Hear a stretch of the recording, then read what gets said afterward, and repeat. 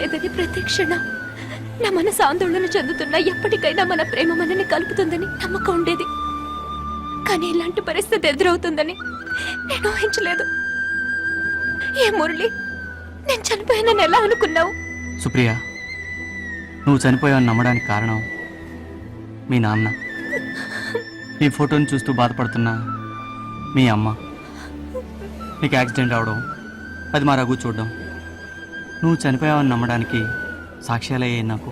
కావచ్చు, కానీ దూరమైనంత తక్కువ టైంలో ఇంకొకరిని పెళ్లి చేసుకునేంత దగ్గర అవుతావు అనుకోలేదు. నిజం చెప్పాలంటే సింధు తండ్రి మర్చిపోవడానికి, తన పెళ్లి ఆగిపోవడానికి కారణం నేనే. చూడు, నువ్వు ప్రేమకి జాలికి తేడా తెలియకుండా మాట్లాడుతున్నావు. నువ్వు సింధుని పెళ్లి చేసుకుంటానంది జాలితో కానీ ప్రేమతో కాదు.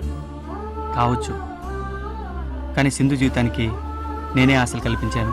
సరే, అవన్నీ వదిలే. నువ్వు నన్ను ప్రేమించింది నిజమేనా? నా ప్రేమ స్వచ్ఛమైంది.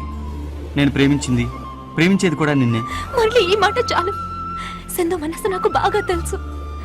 నేను నిన్ను కలుస్తానని, మనిద్దరం ఒకటవుతామని నాకంటే సింధుకే ఎక్కువ నమ్మకం.